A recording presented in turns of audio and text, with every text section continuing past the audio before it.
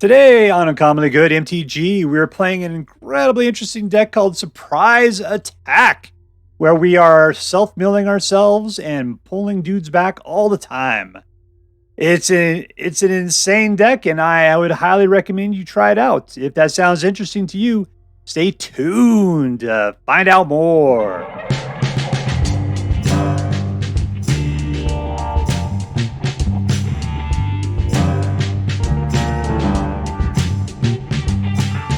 Hello and welcome to Uncommonly Good MTG. I'm your host and part-time hand model to the stars, Dr. Yukon Socket.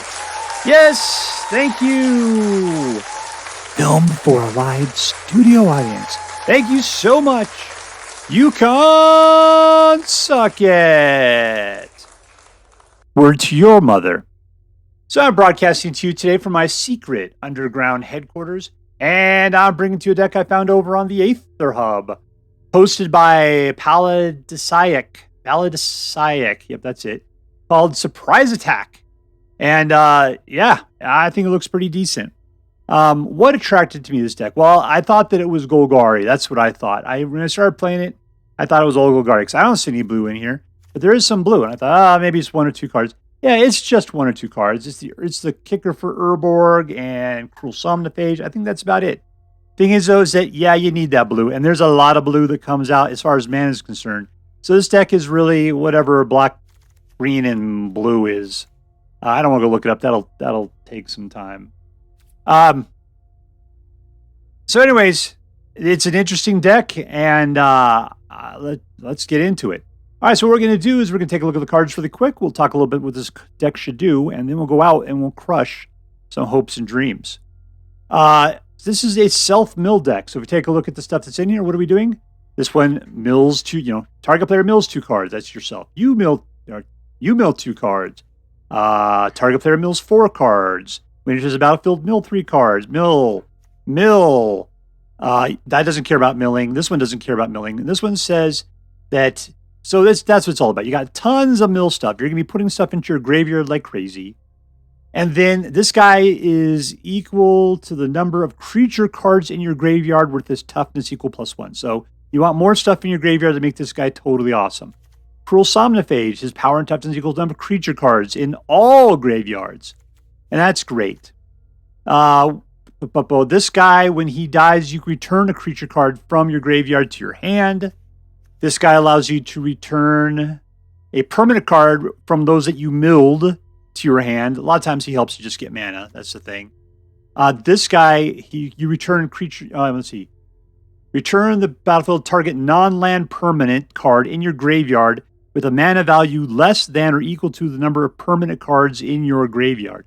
So he keeps a little counter on it. The more you dump in there, the more powerful it becomes. And you can start pulling these dudes back straight from the graveyard right to the battlefield with Emergence. This guy is super powerful, and I usually hate him. But in this deck, he's not terribly powerful, so I appreciate him being in here.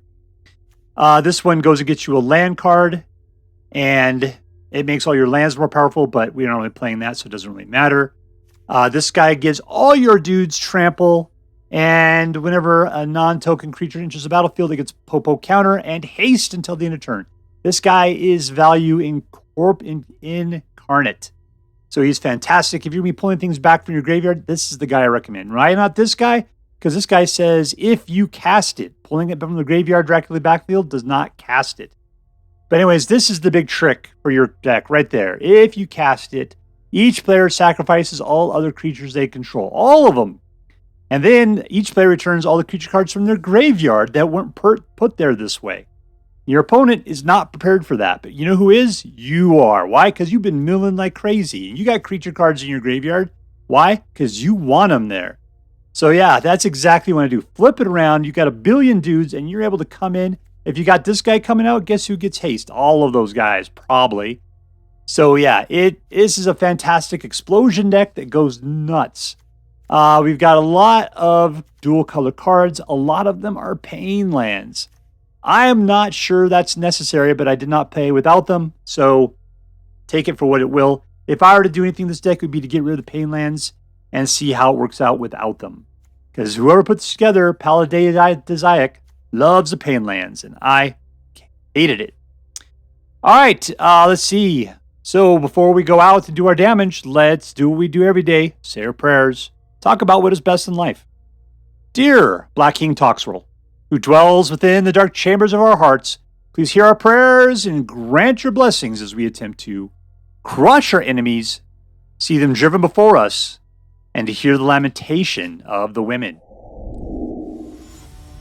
All right, we're playing against Imperial Pimp.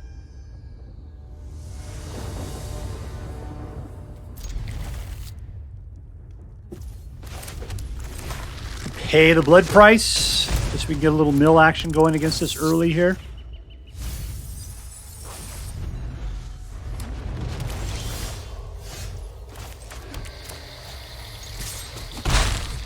All right, we got to get up to Blossoming Tortoise.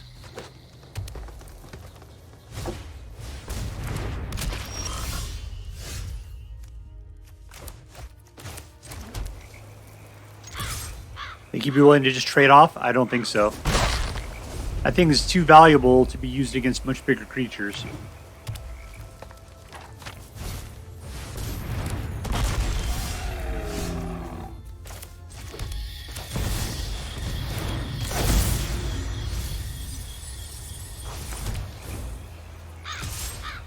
All right, will he kill it? Nope, just gonna let it through.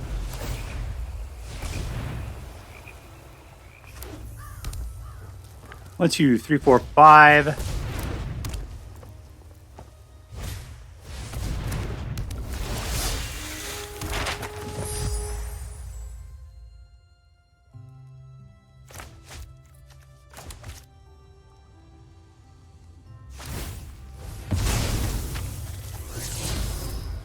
You got yourself a land. Congratulations.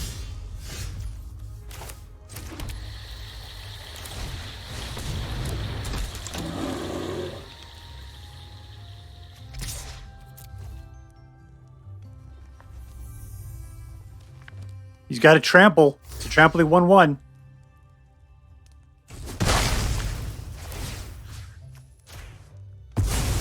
All right, that's it for your death touch.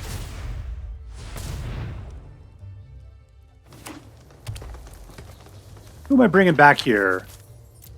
1, 2, 3, 4, 5, 6, 7, 8. All right.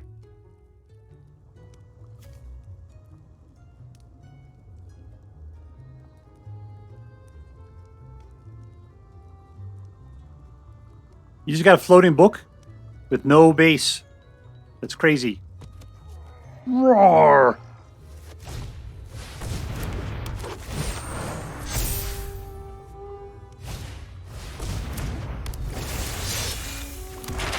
All right, let's hope we can pull this off. We can get ourselves to a bringer and be able to pay for it.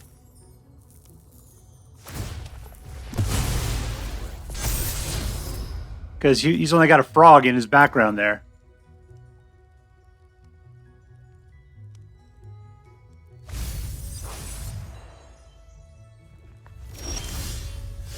Oh, good. We can just pay for it ourselves. Let's go for Yavimaya, just make sure. Put this dude out.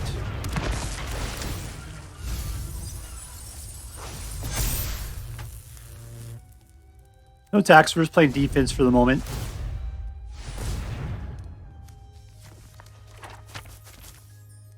Oh, we got 2 bringers, man. That's nasty.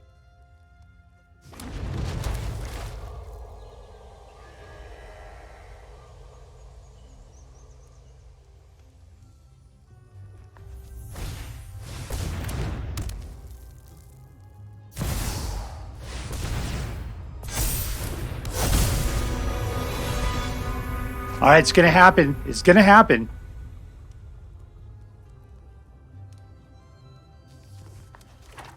He thinks that he's getting all pumped and swole.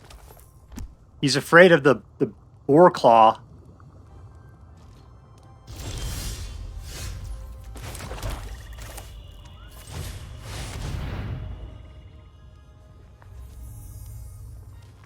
There he goes.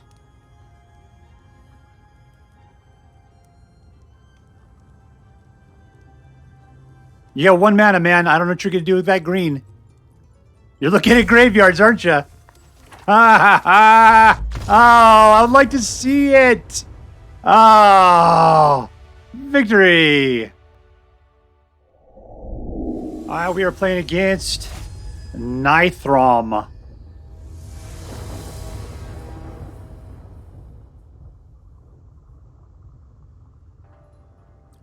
One, two, three, keep.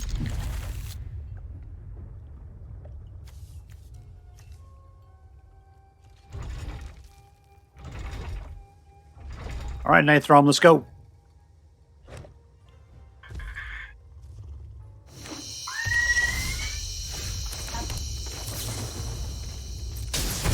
We'll pay to mill ourselves, as one will.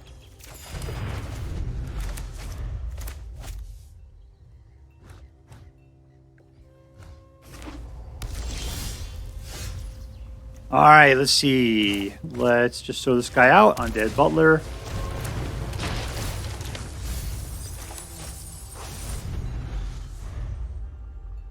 What are we doing? Anything good in here? One creature. That's it, huh?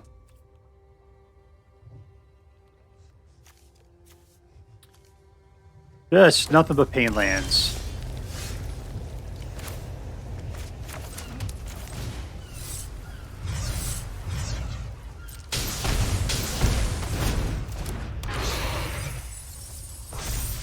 All in for one. All right, so we're up to 3. We'll be able to put out a Blossoming Tortoise on our next turn.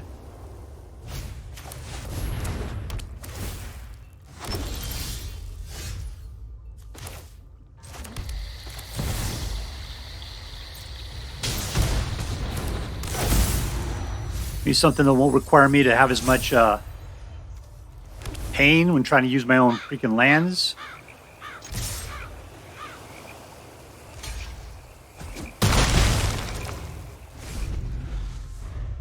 Okay, we'll have 6, which means we can put out the Goreclaw on the next turn.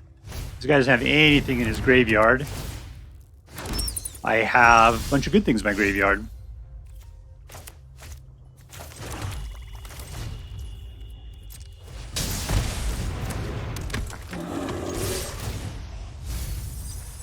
My trample's not going to help you out too much. 1, 2, 3, 4, 5, 6, 7. You got Bringer on the next turn.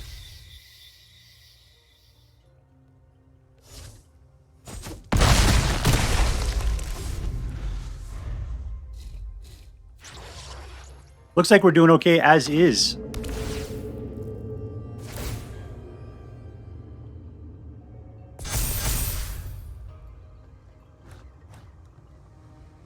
I got trample and big guys. All right, there you go. They're just making me do it, man.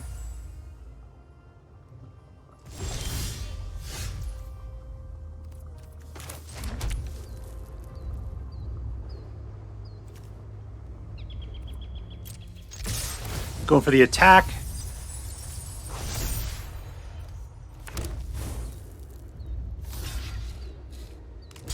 He's got nothing in his graveyard.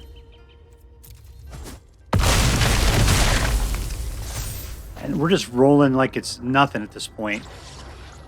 I want to see Bringer work. Let's just do it.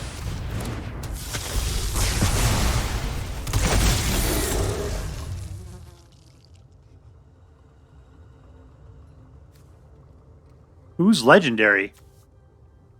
Oh, okay.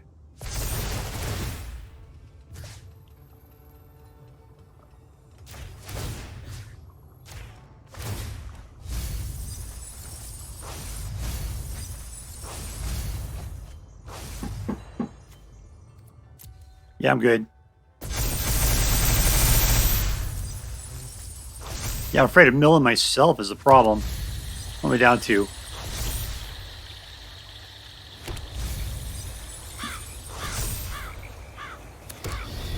All right, I'm down to 18. Okay, I need to be square here. Hopefully, he doesn't wipe the board.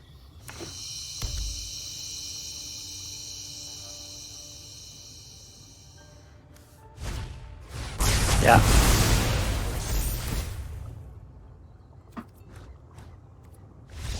There we go.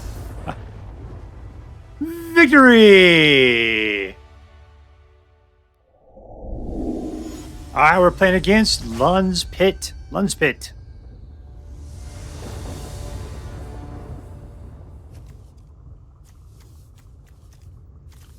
I feel bad for people who choose Golem as their avatar. It says something about your own self-esteem.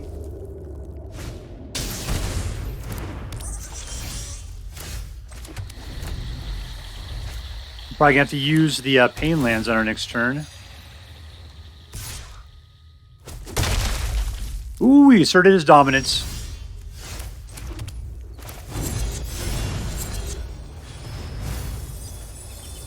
We got a lot of the guys in the graveyard, at least. That'll help out the Urborgs and the Cruel Somnophages.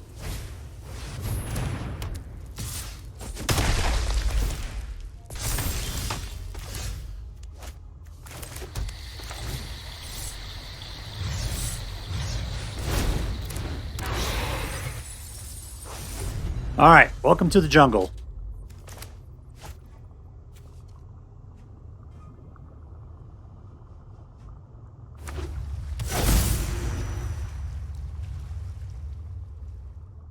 We need to rocket ourselves up some mana here, so therefore Blossoming Tortoise is next on our list. It's really just delay. I don't really want Elias to be in the graveyard, though.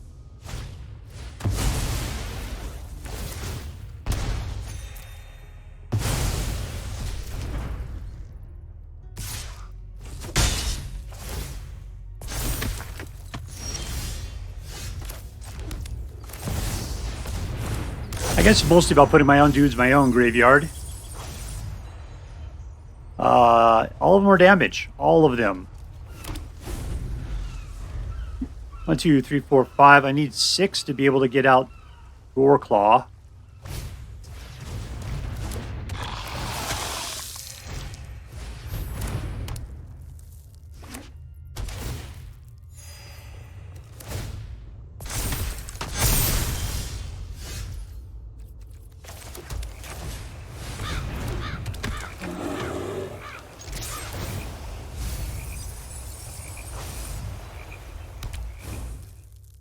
All right, this is where, really, you're not going to do that, huh? All right. Unfortunately, Bram is getting in the way.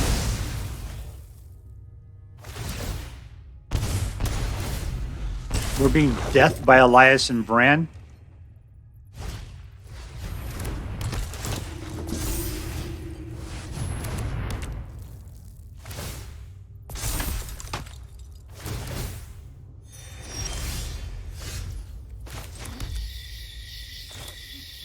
We don't have anything that brings things back from the graveyard yet.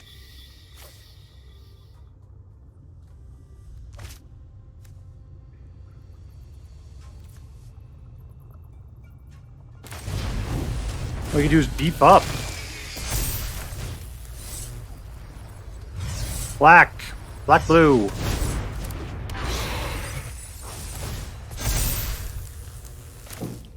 Sure, why not? All right, these guys are huge, and they're hasty.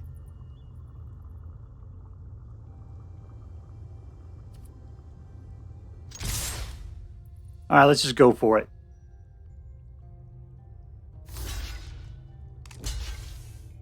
One more.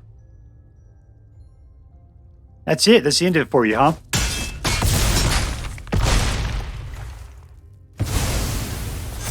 Of course, I left myself wide open at that point.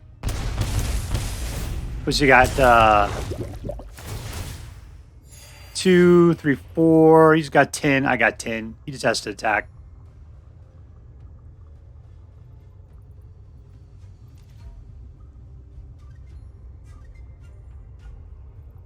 Does he see it?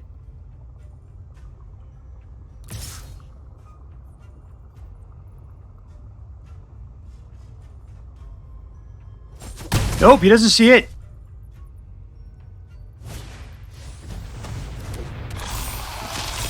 He didn't see that he had it.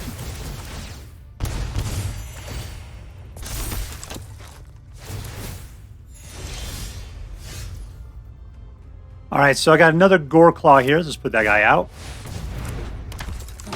And roll on in.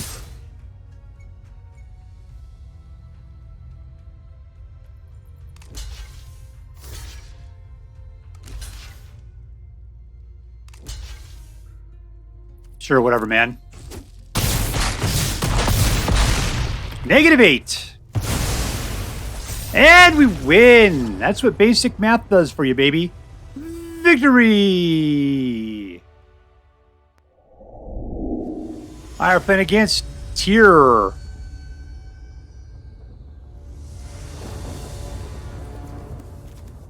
Two mana.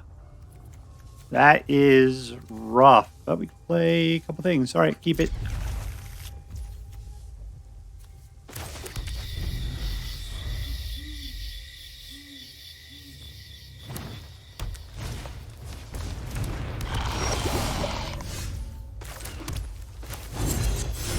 All right, let's just hope we can make it past the poison here.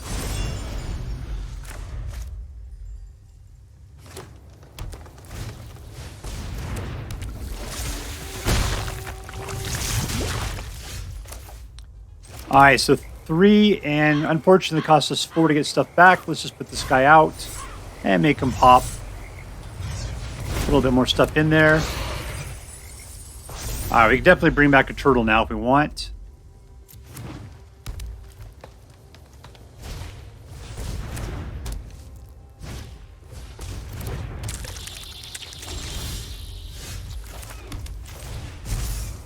Turtle!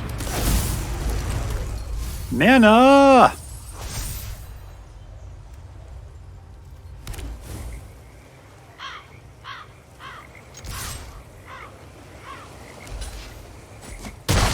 You want that card? Oh, he's taking 2 life. All right.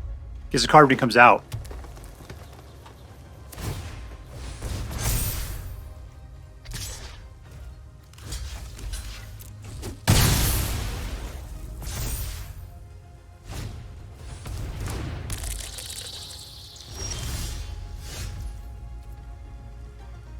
Anything good in here we can bring back? It's just Goreclaw, I guess. Do I have one in my hand? I do.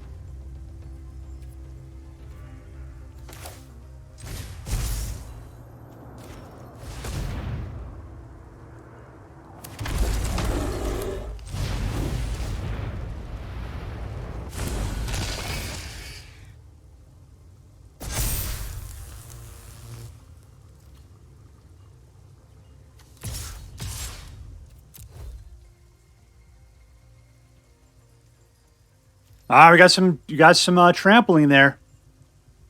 Trample dample.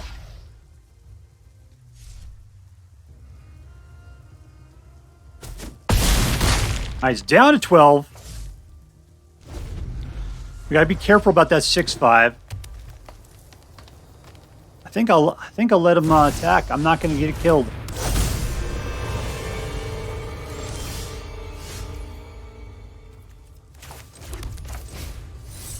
All right, let's double this up. This is gonna make guys stronger and better. That looks good. All in. All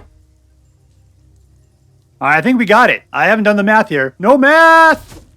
Yeah, he just lets it happen. There we go. Time to boogie. Winner, winner! Victory dinner! That was good.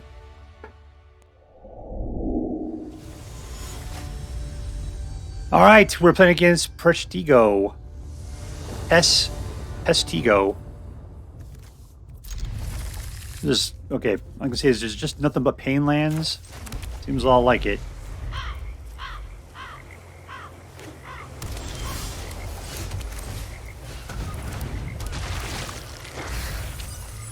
All right, Blossoming Tortoise. We need you, my friend. What do we got in here anyway? Just one creature.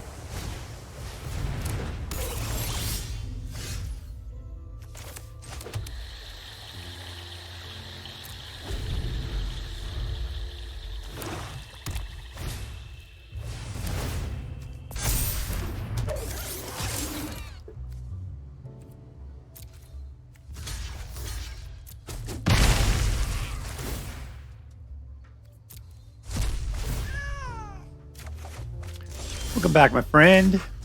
Blossoming Tortoise.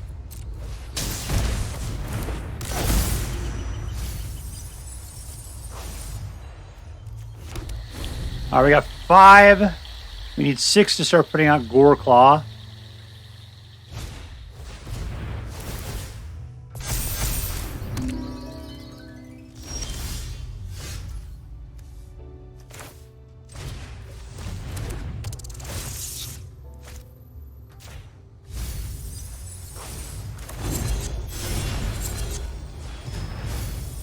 Four. And he's out as a 3/3. That's not great. There's not very many creatures. Lots of lands, apparently. Let's just go ahead and chill.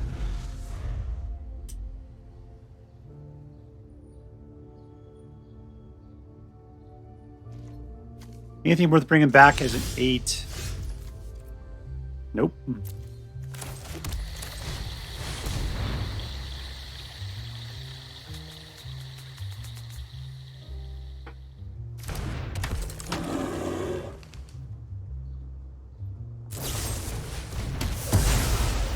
Well, that's just nothing but disappointing.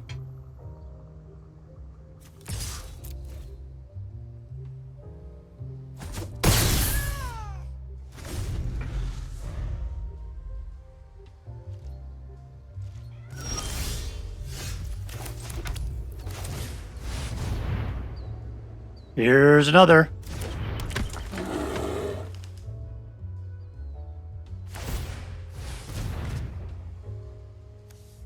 Ward 2, I can't make it through.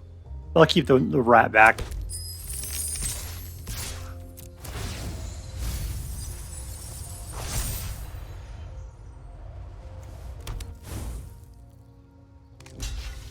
He wants to trade?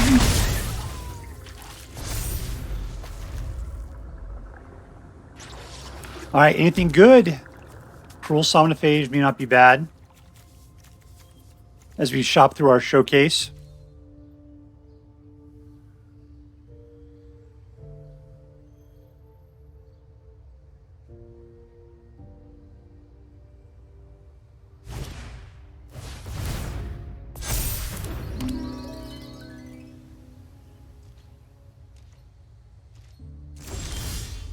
Now we got our own there, huh? I'll tell you what, let's just attack. All in, baby cakes. Should have kept the rat back. He would have been better.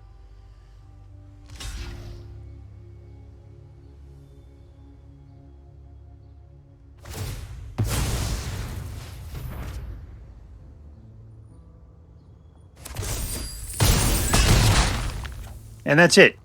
All right. Well, apparently we had everything we needed. In your face, Davy Jones. In your face. All right, so here we are with Surprise Attack. Surprise Attack.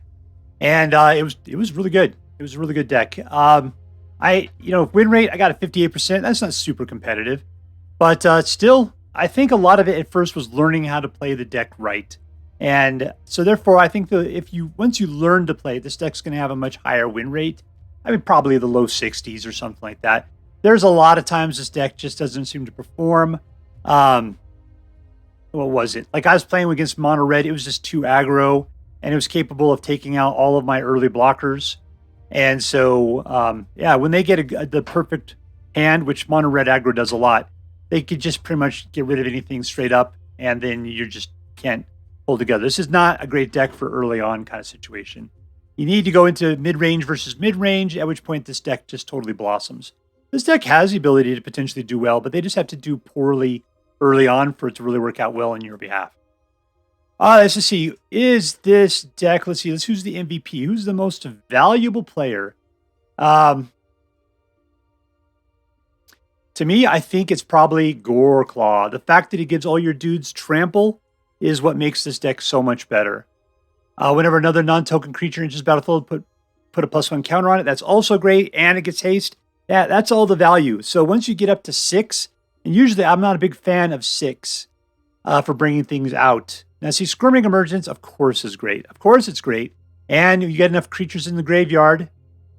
I guess just cards in your graveyard. You could go get Goreclaw early and get him out earlier than 6. Yeah, great. But Goreclaw is what you're digging for because he's the jam that makes your peanut butter sandwich so much more tasty to eat. The other card, which is incredible, is Bringer of the Last Gift. When you play the deck the way that you need to play it, which is by putting everything in your graveyard, and then you pull this thing back, man, it is insane.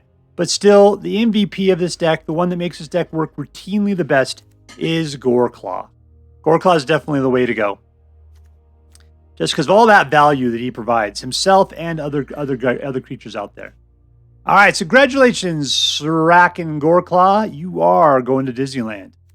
All right, was this deck competitive? 58%, I'm going to call it just low 60s. Yeah, it was a competitive deck. And by that, I just mean it's a deck worth playing. If you want to, I mean, if you want to rank with it, this is going to be too slow for you. If you want to have some fun, yeah, man, this is a great one to go. And it's competitive. It's not going to be a losing deck. You're going to win more than you're going to lose, but not much. Are you going to win 2 out of 3? Probably not. Are you going to lose 2 out of 3? No, not really. It's either going to be, around 2 out of 4. You're going to win kind of situation. Maybe a little bit more than that. Hard to say. And the deck gets better the more you play it. The more you understand how to play it, what you're looking to do, how to play things in the right order. Yeah, that's definitely it. All right, was this deck fun? Yeah, it was a fun deck. Because you're spending your time just trying to you're trying to mill yourself like crazy. Because you're trying to play things out of your graveyard. And for some reason that works. So mill. And what do your cards do? Mill. Undead Butler doesn't. Yeah, he mills too. Everything's all about milling yourself. And the only thing that's dangerous is Blossoming Tortoise. That guy mills a lot. And if you get too many of these guys out, man, especially after the giant bringer brings everybody back from the graveyard, and you try to attack with all of these guys, that's a lot. Because I remember I had 3 or 4 of them enter the battlefield at one time. I had to get rid of 12 cards. I'm just like, holy smokes, man. Do I have 12 cards in my graveyard or in my library? I wasn't sure. And that was a dangerous situation. And there's no choice about it. You could mill yourself because of Bringer of the Last Gift coming in and totally forcing that kind of stuff to happen. Yeah, and you got a lot of other guys that do the same kind of thing when they come into play. Gnawing Vermin. I mean, you got to be prepared. This is a dangerous situation. You got to do a little bit of math before you bring him down. But he was cool. He was so cool. All right, so anyways, it was a fun deck. I enjoyed it big time. Lastly, was it interesting? Yeah, because I just never played a deck like this. The synergy, the mechanics, the way it played.